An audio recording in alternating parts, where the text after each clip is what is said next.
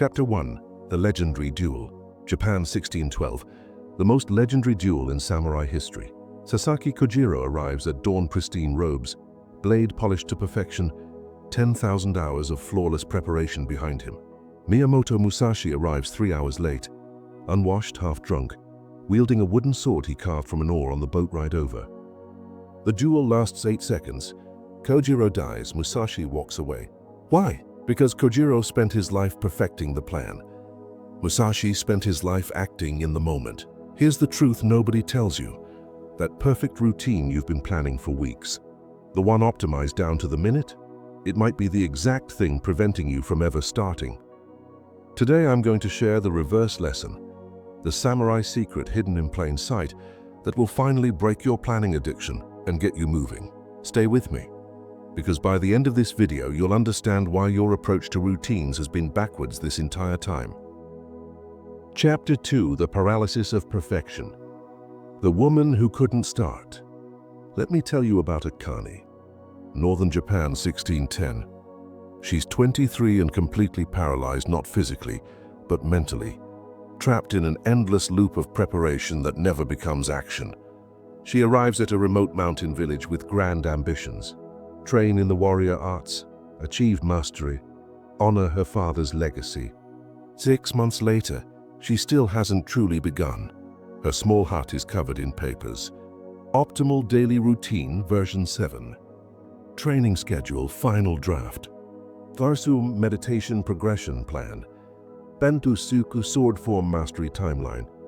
Beautiful plans, elaborate preparations, zero execution. Sound familiar? Every Monday she wakes with renewed commitment. This week I truly begin. Monday morning. I should plan one more day to ensure everything's perfect. Tuesday. I need to research the best training methods first. Wednesday. Let me organize all my materials before starting. Thursday. Perhaps I should visit the dojo, observe their routine. Friday. This week wasn't ideal timing. I'll start fresh Monday. The cycle repeats. 6 months gone, still planning, never training. Meanwhile, other villagers, less educated, less prepared, train daily and progress steadily. The village elder finally calls her in. You've been here 6 months. What have you learned? Akane pulls out her elaborate plans. I've created comprehensive training protocols based on... What can you do? Silence. Can you defend yourself? Not yet. But once I complete my preparation phase, the elder cuts her off. So after 6 months, you're exactly where you started. Except now you have beautiful plans to show for your paralysis. The words cut deep. I'm not paralyzed, I'm being thorough. Preparation prevents failure. No-go. Preparation becomes the failure when it replaces action. There's someone you should meet. Chapter 3. The Hermit Who Failed. Meeting the Master. The next day, the elder leads Akane up the mountain to a small cave. Inside sits an old man, maybe 60, scarred face, missing 2 fingers on his left hand. This is Ichiro, once a promising samurai, now a hermit. He'll teach you what the formal masters won't. Ichiro studies Akane with sharp eyes. You're the planning girl, the one with all the papers. I'm preparing to... You're hiding, using preparation as armor against the vulnerability of beginning. Akane bristles. I'm being strategic. You're being afraid. He gestures to his scars, his missing fingers. You see these? Each one came from starting before I was ready. Each one taught me more than any plan ever could. Then he tells her his story. At 20, Ichiro was considered gifted, fast, strong, intelligent. His master said he'd be legendary if he applied himself correctly. So he did. He studied every text, memorized every form, planned every training session. His technique became flawless in controlled practice. At 25, he was invited to his first real duel. A minor dispute, low stakes. He spent 3 months preparing, perfecting his strategy, visualizing every possibility. The duel lasted 8 seconds. He froze. His opponent, a mediocre fighter with terrible form, simply acted. His messy, imperfect strike found Ichiro before the perfect plan could execute. Ichiro survived, barely. But something broke inside him. He spent the next 5 years preparing for another opportunity. It never came, because he never allowed it to come. Perfect preparation became his prison. "I know what I learned," Ichiro says. "Spending 15 years in this cave, watching actual warriors pass through these mountains." He leans forward, voice intense. "The ones who succeed aren't the most prepared. They're the ones who start anyway and correct in motion." Chapter 4. The Psychology of Planning. Why perfect planning kills action. Akane wants to argue, but she can't. She sees herself in his story. "What do I do?"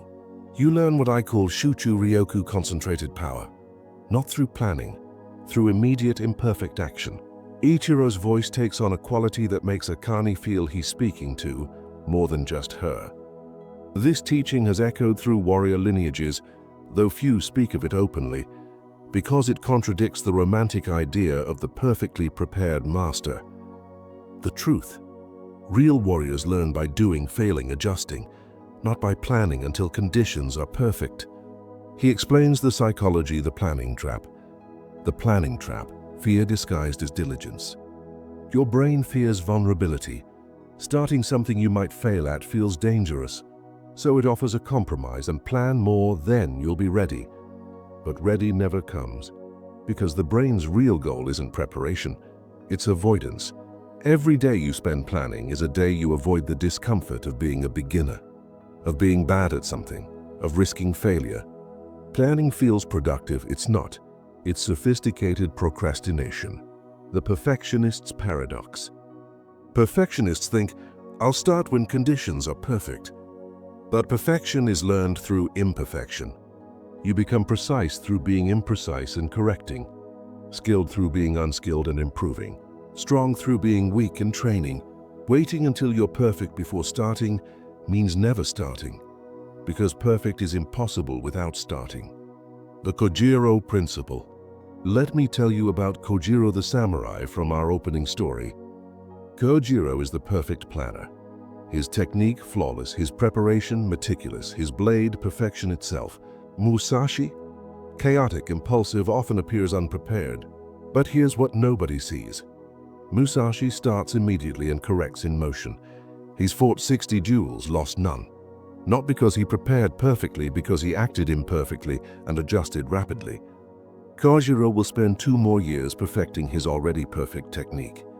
Musashi will spend 2 years fighting, learning, evolving through messy action. When they meet, technique won't decide the outcome, adaptability will. And adaptability only comes from repeated imperfect action. Ichiro pauses, letting it sink in. Modern neuroscience will prove this centuries from now. The brain learns through iteration, not imagination. You can visualize a movement 1,000 times, it builds nothing. But do it once, even poorly, and neural pathways form. Do it again with slight correction. Pathways strengthen. By the 100th repetition, your body knows things your mind never could have planned. This is why children learn so fast. They don't plan. They attempt, fail, adjust, iterate rapidly. No shame, no perfectionism, just action and correction. The Stoic understanding. The ancient Stoics knew the impediment to action advances action. What stands in the way becomes the way. Your imperfection isn't the problem preventing progress. Working through imperfection is the progress. Every bad swing teaches good swings. Every failed attempt teaches successful attempts. But only if you take the bad swing, only if you make the failed attempt. Akane feels something shift inside her, like a locked door opening. When do we start? Now. But I haven't. Exactly now. Chapter 5, Breaking the Addiction.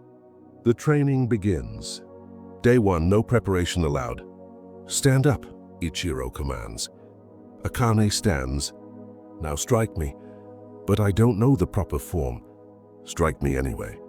I should at least understand the basic. Strike me. Akane swings awkwardly. Ichiro steps aside easily. Terrible form, weak power, poor balance. Good, now do it again. Shouldn't I learn the correct technique first? You'll learn by doing it wrong repeatedly until your body figures out better. Strike again. She strikes. He corrects one thing. Wider stance. Strike again. Rotate hips. Strike again. Look at target, not sword. 20 strikes, each one corrected. each one slightly better than the last. After 20 minutes, Akane is exhausted, and something remarkable has happened. Her strike, while still amateur, is significantly better than her first attempt. "What just happened?" she asks, stunned. "You learn more in 20 minutes of messy action than 6 months of perfect planning. This is Mujokan unconditional action. You act without prerequisites." Day 3, the resistance. Akane's mind rebels. After training, she tries to create a training plan to optimize the process. Ichiro finds her papers, throws them in the fire. "No, but if I document what's working..." They are falling back into the trap. Planning as procrastination, analysis as avoidance. I'm trying to be strategic. You're trying to feel in control. Control is an illusion, progress is messy. He gives her a rule. No planning beyond the current day. No analysis beyond immediate adjustment. Just show up, act correct. Week 2, the pattern breaks. By week 2, something unexpected happens. Akane's sword work, developed through chaotic daily practice with constant micro-corrections, is progressing faster than students at the formal dojo who spent months learning proper form before being allowed to practice. Why? Because she's getting immediate feedback. Trying, failing, adjusting, trying again. Hundreds of iterations per session. The dojo students? They spent weeks perfecting their stance before ever swinging a sword. By the time they started actual practice, they were months behind in real experience. Perfect preparation had cost them progress. The avalanche method. Ichiro introduces his core philosophy. You know why avalanches are so powerful? They start small, a single snowball, but once in motion they accumulate mass, momentum, power. This is how real discipline works. Not through perfect planning that never starts, through imperfect action that gains momentum. The daily practice, one rule. Start training within 5 minutes of waking. No conditions. Doesn't matter if she feels good or bad, ready or unprepared, motivated or resistant. Wake up, start training. 5 minutes maximum between. But what if I'm tired? Train tired. What if I'm sore? Train sore. What if I don't feel mentally clear? Train unclear. Clarity comes from motion, not before it. Removing prerequisites. Ichiro makes her remove every excuse her brain generates. I need to eat first. No, train first. I should stretch properly. Stretch while training. Let me check conditions outside. Conditions don't matter. Maybe I should review yesterday's lessons. Just begin. Every condition removed. Every prerequisite eliminated. Result? Within a week, training becomes automatic. Not because it's easy, because the gap between intention and action disappears. Chapter 6. The warrior emerges. Akane from theory to reality. Ansetun, the festival challenge. Month 3. A traveling warrior comes through the village arrogant, skilled. He challenges local practitioners to friendly duels, defeats everyone easily, including the formal dojo students with their perfect technique. Ichiro looks at Akane. Your turn. Master, I've only trained 3 months. And you've practiced more real combat than they have in 3 years. Go. Old Akane would have frozen. I'm not ready, I need more preparation. New Akane, she simply begins. The warrior Kenta, perhaps 30, clearly experienced attacks with sophisticated technique. Akane's response is messy, but she responds, adjusts, moves. The duel lasts longer than anyone expected.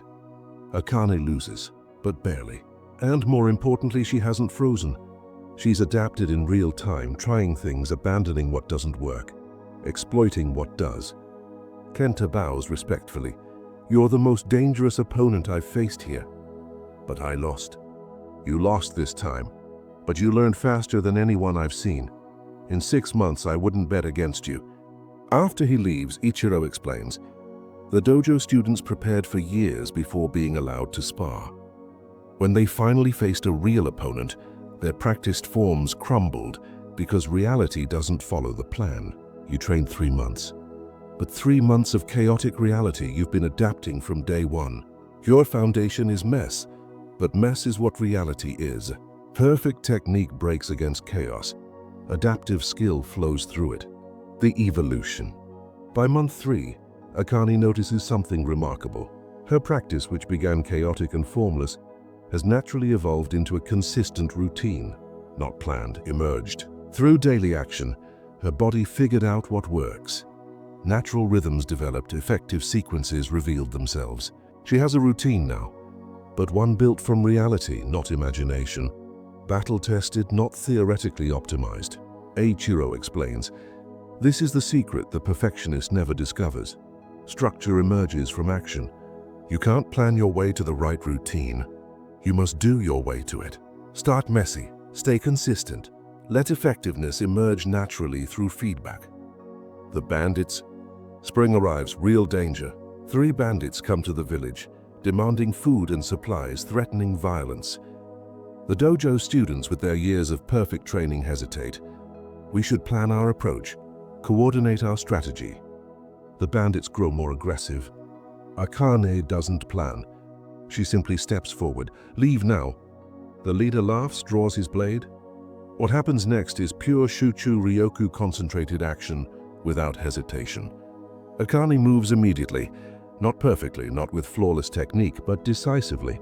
Her strike comes fast, unexpected. The leader barely parries. She doesn't stop to assess, doesn't pause to plan the next move, just continues flowing, adapting, pressing. The leader, despite superior skill, finds himself defensive. This girl doesn't fight like a trained warrior.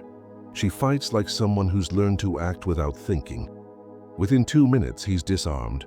His companions flee. The village master approaches after. "Remarkable. 3 months of training and you succeeded where my 3-year students froze." They froze because they tried to recall their perfect technique. I just acted and adjusted. Ichiro smiles from the crowd. The lesson has taken root. Chapter 7. Why Musashi won. The truth behind the legend. The news arrives. Summer 1612. News reaches the village. Miyamoto Musashi has killed Sasaki Kojiro in their legendary duel on Ganryu Island. The village erupts in discussion. How had Musashi, known for being unprepared and chaotic, defeated Kojiro, the master of perfect technique? Ichiro gathers everyone, including Akane. "I'll tell you why Musashi won. It's the lesson Akane learned this winter. Kojiro spent his entire life perfecting his technique. Every movement flawless, every strategy optimized. He arrived at that island as close to perfect as a human could be. But he'd also spent his entire life preparing. Very little actual fighting, mostly practice, refinement, perfection. Musashi? Chaotic mess. But he'd fought 60 real duels, survived all of them, not through perfect technique, through adaptive action. When Kojiro saw Musashi arrive late, unwashed with a crude weapon, he felt insulted. His perfect preparation meeting chaos. But that chaos was experience, real, messy, imperfect experience. In the duel, Kojiro executed his perfect technique. Musashi simply responded. Unpredictably, effectively, immediately. Kojiro died because perfection can't adapt to chaos. Musashi lived because adaptation is the skill. He turns to Akane. "You arrived here 6 months before winter, paralyzed by planning. What if you'd started immediately? 6 months of messy practice. You'd be 6 months ahead of where you are now." The deepest truth. Here's what the planning addiction costs you. Time you never get back. Every week spent preparing the perfect routine is a week of actual practice lost. Every month spent researching optimal methods is a month of experience gone. Every year waiting until you're ready is a year you'll never recover. The path to mastery isn't plan perfectly, execute flawlessly, achieve greatness. The path is start messily, fail frequently, adjust constantly, build skill gradually, master eventually. Perfection is built from imperfection, not before it. Chapter 8, the cycle continues, teaching the next generation. 2 years later, Akane now runs a small training ground. Students come from surrounding villages. A young man, Kenji, aged 20, approaches with a thick notebook. "Master Akane, I've studied your methods. I've created an optimal training plan based on your principles. May I review it with you before starting?" Akane looks at the notebook. Detailed, comprehensive, beautifully planned. She closes it without reading. No, but I've spent 3 months. 3 months planning, yes, to ensure you start correctly. You've already failed. 3 months wasted. Kenji looks confused, hurt. Akane softens, sits, gestures for him to sit. 2 years ago I was you. Brilliant plans, perfect preparation, zero action. Her hermit taught me what formal masters won't say. Planning is often fear disguised as diligence. Your brain doesn't want better plans. It wants to avoid the vulnerability of being bad at something. She stands, hands him a practice sword. Right now, no preparation, strike that post. But I don't know proper form. Strike it anyway. Kenji swings awkwardly. Terrible, do it again. He strikes again. Better, again. After 10 strikes, his form has visibly improved. What just happened? He asks, stunned. You learned more in 2 minutes of messy action than 3 months of perfect planning. Chapter 9, Your Path Forward. The Practical Action Plan. So here's what you need to understand about building a routine that actually works. Stop planning, start training. That perfect routine you've been designing, throw it away. The optimal schedule you've been researching, delete it. The comprehensive system you've been preparing, abandon it. Instead, do this. Unto the 5-minute rule. Tomorrow morning, within 5 minutes of waking up, start. Not perfectly, not with ideal conditions, just start. Want to build a workout routine? Do 1 push-up within 5 minutes of waking. Want to start writing?